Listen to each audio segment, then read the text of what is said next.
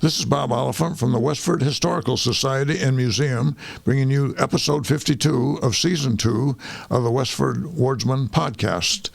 The Westford Wardsman newspaper was part of Turner's Public Spirit, a weekly newspaper in Ayer a century ago.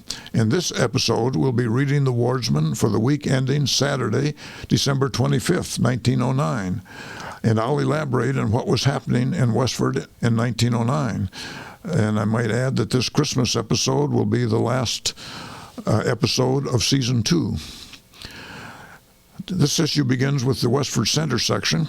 Interesting Christmas exercises were held at Frost School last Friday afternoon before the school closed for the holiday vacation. These exercises were planned and carried out by the capable corps of teachers, Mrs. Fisher, Grant, Cushing, and Burnham, and were not only enjoyed by the pupils, but many interested parents and friends. There were 2 trees, one in Miss Fisher's room and one in Miss Grant's room. Boxes of candy were given to each pupil by the teachers, and there was an interchange of many other presents. Albert Dagey personated Santa Claus. A mammoth snowball made of cotton and filled with many smaller snowballs, each containing gifts, were dispensed by Harry Sears, dressed as the Frost King. Suitable music and appropriate decorations were also features of this pleasant occasion. Mrs. Martha F. Cooper has been spending several days in town, the guest of Miss Emily F. Fletcher. Mrs. Cooper was present at the meeting of the Tadmont Club Tuesday afternoon, of which organization she was a charter member. Dr. and Mrs. Orion V. Wells welcomed a baby daughter, Elizabeth Wells, into their home Sunday, December 19th of this week.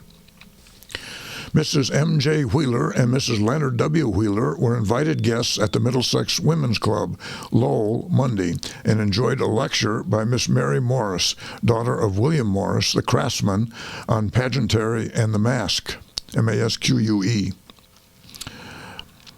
Edmund Baker is seriously ill at this writing with congestion of the lungs. Reverend A.R. Atwood of Quincy, who made such a pleasing impression here 2 weeks ago, again occupied the pulpit at the Congregational Church Sunday and conducted the evening service in the vestry. Mr. Marshall occupied Mr. Atwood's pulpit at Quincy. Mr. Atwood is just accepting a call to a large and desirable church in Patterson. It says New York in the Wardsman, but I think it's New Jersey. Mr. and Mrs. Julian A. Cameron returned this week from a delightful trip to Bermuda. Miss Edith Babbitt, teacher at the Academy, finished her term of service here when school closed for the Christmas vacation. Miss Babbitt resigns to presently preside over a home of her own. This is the 2nd year she has been in our midst, and she takes with her the good wishes of many friends. Apparently she's getting married over the Christmas holidays. Mrs. W.M. Wright is convalescent from her severe and serious attack of heart trouble. Next paragraph is the Grange. At the last meeting of the Grange, for the old year, there was a good attendance and a varied and interesting program. At the business session, details of the coming Farmers Institute were arranged for. The retiring master, Alonzo H. Sutherland, gave a carefully prepared report of the sessions of the State Grange, which he, with Mrs. Sutherland, had just attended at Springfield. The lecturer's hour opened with music by the Grange Orchestra, after which a peanut hunt was indulged in, creating considerable fun. Miss Elizabeth Cushing found the largest number and received a prize. After this came a good old-fashioned game of Drop the Handkerchief. The evening closed with selections by the orchestra. At the first meeting in January, the newly chosen officers will be installed by Walter A. Morris of Billerica, assisted by Mrs. L.M. Hutchins, also of Billerica. This will be followed by the annual installation supper. It was common at the time for officers of the Grange to be installed by officers from a neighboring Grange, as indicated here. The next fairly long paragraph is called Circular to Postmasters. It's kind of interesting. The fourth Assistant Postmaster General, who has charge of the Rural Delivery Division, has addressed a circular to all postmasters from whose offices is a rural delivery route, calling attention to the custom of rural patrons depositing coins in rural boxes for payment for postage on mail, instead of purchasing stamps on the carriers and affixing them to this mail. From a recent count made by rural carriers in one of the counties in the state of New York, it was found that each carrier in the county was collecting each week an average of 115 1-cent coins, I guess we would call those pennies, which had been deposited in the boxes of patrons for the purchase of stamp supplies. This average, applied to all the routes in operation throughout the country, would give the enormous total of 300 million 1-cent coins. As most of the coins are deposited loose in the boxes, the carrier is obliged to make careful search in the boxes to find the required amount.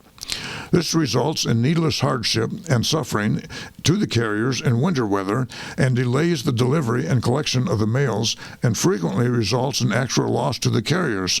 For if collecting coins from boxes, they drop them in snow on the ground without recovery, they are required to replace them from their own funds. The patrons of rural routes have no reasonable excuse for doing so, as the carriers are well provided with stamp supplies which can be purchased of them in advance of their needs. In case the coins have to be used, the patrons should equip their boxes with suitable coin-holding receptacles. With two rural routes from the office in Westford, one of 20 and one of 25 miles, Postmaster Fletcher asks the patrons to do all they can to help make the duties of the carriers as easy as possible. A little thoughtfulness on the part of the patrons will be much appreciated by the rural carriers. Next section is on the Tadmont Club. In view of the fact that it was the busy Christmas week, there was a good attendance of the members present at the meeting of the Tadmont Club Tuesday afternoon, which was held in the parlors of the Unitarian Church. It was one of a number of pleasant interchanges of courtesies between this club and our neighboring club in Littleton, for the speaker of the afternoon was Mrs. Grace Lawrence, who was a member of that club, and she gave a talk on Merry England, M-E-R-R-I-E, England, which was much appreciated. Mrs. Lawrence spent 3 months in England this last summer, and her presentation of her impressions of that country were given with much keen discrimination. In an informal and charming way, Mrs. Lawrence told of many things about England and English people.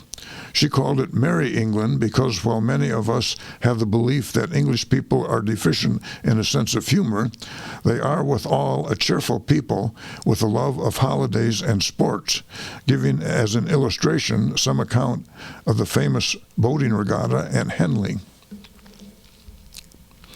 England's class distinctions, climate, temperance conditions, wages, the home life, roads and shops were among some of the subtopics interestingly presented. The speaker also described some motorcycle trips to some of England's famous historical spots, among them being a description of Stratford-on-Avon with views, the home of William Shakespeare, of course. Mrs. Lawrence's contribution to the club's program will be remembered and appreciated as one of the good things on the season's calendar. An enjoyable club tea was served at the close of the program in charge of Miss Eva E. Fletcher, Mrs. John Feeney, and Miss Mary Moran. The next meeting, January 4th, will be the first of a number of meetings given to the study of Alaska. The subject of this meeting will be Alaska, topographical features. Chairman, Miss Emily F. Fletcher. The next section is the About Town section. Mrs. Mary E. Reed died at the Lowell Hospital last Sunday afternoon. Mary spells her surname R-E-E-D. It's also commonly spelled in Westford by other families as R-E-A-D. The remains were brought to Forge Village on the noon train Wednesday. Burial was in the West Cemetery under the direction of Undertaker Gray. Mrs. Reed will be remembered as an old-time resident of Graniteville, being the widow of George Reed, who for many years was associated in the granite business with his brothers, William and David. I believe there was a reed quarry up on Snake Meadow Hill above North Main Street in Graniteville. Mrs. Reed leaves one son, Frederick B. Reed, and two sisters, Mrs. D. Ellen Flanders of Lowell and Mrs. Rachel W. Reed of Graniteville. She had arrived at the age of 82 years. Services appropriated for Christmas and the closing year will be held in the vestry of the Unitarian Church Sunday evening at the hour of 7. The children of the Sunday school and the aged and infirm of the parish will receive at this time the usual Christmas greetings and remembrances. Reverend Benjamin H. Bailey will lead as inspirational guide. That old-time and reliable apple buyer, Nelson Conant of Littleton, was in town the early part of the week buying apples for the southern market. The prices offered were $2.25 per barrel, but the farmers, being offered more in harvest time, were not rushing, selling orders on a shrinkage price and shrinkage quantity. But for all this, a carload will soon be loaded at East Littleton. It is now open season for fishing at Forge Pond, and like raising hay when the sun shines, every available fish line is being baited in hopes that it will be weighted. Such a dash in this line for pickerel fine as they are switched through the icy holes without the usual summer teetering poles. It is a question which there is the most of left as a trademark, ice or holes. Sam Taylor tries to make poetry out of the ends of a lot of his paragraphs, sometimes more successfully than others.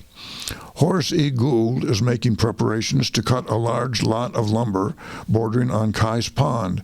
This lot includes the old Morrison farm and part of the Gould homestead.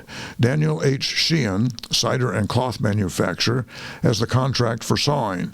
This will necessitate the removal of his portable mill from Maynard, where it has been having a rusting vacation.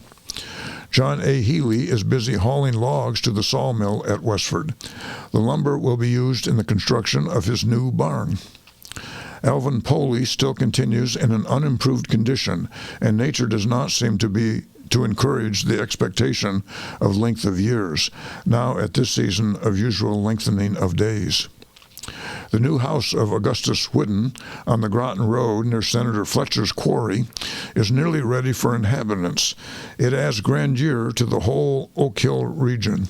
There are now 10 houses on the Groton Road in Westford and Chelmsford in the Oak Hill region. This is a case of the wilderness blossoming as a rose, which is taken from Isaiah verse 35, chapter 35, verse 1. The wilderness and the solitary place shall be glad for them, and the desert shall rejoice and blossom as the rose. That's the King James version of that verse. Senator Fletcher's stone quarry industry and the passing of the Lowell and Fitchburg Electric Railroad have been twin factors in this added wealth. Senator Fletcher's family have returned from the New York pleasure trip. The village life of Westford Corner and the sunny slopes of Oak Hill are more cheery and entertaining on this Christmas season. Congratulations to Dr. Wells and family. Sorry it's not a voter kind, that is a male, referring to the daughter that was born to them. Extend the right is the proper remedy. That means he means extend the right to the women to vote. So this is not intended as a slight against girl babies, but rather as a plug for women's suffrage at a time when women were not allowed to vote. Forge Village is the next section. E. Hilliard, master of Groton School and superintendent of the Sunday school here, and his assistant, Mr. Gardner, who so cleverly impersonated Santa Claus, came from Groton in the afternoon to decorate the Christmas tree, and were the guests of Mr. and Mrs. John Carmichael at tea. Excellent skating is to be found on Forge Pond, which is frozen to a depth of several inches of black ice. Several fishing parties from out of town have returned home well repaid for their trouble. The boiled Boyle brothers of Lowell caught a fine string of pickerel Wednesday. This is the first year fishing through the ice has been allowed since the pond was stocked 5 years ago. Reverend Thomas J. Crosby of St. Luke's Church, Malden, occupied the pulpit at St. Andrew's Mission Sunday, December 19th. He preached a forcible and interesting sermon, taking for his subject, "And a little child shall lead them," from Isaiah 11:6. The mills here will be closed from Friday evening until Monday, December 27th, for the Christmas holiday. Next section is Christmas exercises. The annual Christmas tree exercises of the Sunday school children of St. Andrew's Mission was held in Recreation Hall Monday evening and was attended by a large number, for the Christmas tree has an attraction for young and old. The tree, which was handsomely decorated and laden with gifts of every description, occupied a prominent part in the hall.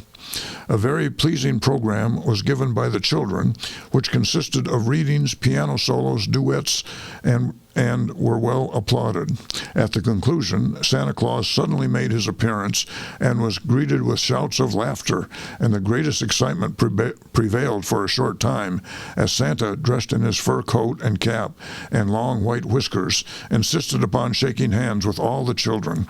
As he briefly told them of the long journey he had made in order to reach all the children before Christmas was over. This large bag was opened, and the presents were quickly distributed. There were sleds, skates, games of every description for the small boys, dolls, work baskets, and many dainty articles so dear to hearts of the little girls, while the larger ones and Sunday school teachers received beautifully bound books by well-known authors. No one was forgotten. But all things must come to a close, so Santa, after wishing everyone a very happy Christmas, said he must hurry away and left for parts unknown, leaving nothing but joy and happiness. Every child also received a large box of candy. Next section is the Graniteville section. The skating has been fine on the mill pond during the past few days, and the young people have enjoyed it to the limit. On last Saturday afternoon, a spirited game of hockey was played between the mill and shop team, that is, the Abbott Worsted Mill and the Charles G. Sargent Machinery Shop teams, and both clubs were very evenly matched. During the past few moonlight nights, great crowds have assembled every evening and enjoyed excellent skating under ideal weather conditions. I recall skating in the moonlight on Forge Pond the first winter I lived here in 1978-79. It was a very enjoyable experience. The children of the Methodist Episcopal Church Sunday School held their Christmas tree exercises in the church on Friday evening. The program will be given later. On Christmas morning, Mass will be celebrated in St. Catherine's Church at 9:45 o'clock. The children in the first and second primary grades of the Sargent School held a very pleasing entertainment and Christmas tree on Friday afternoon, December 17th, the last day of school before the Christmas vacation.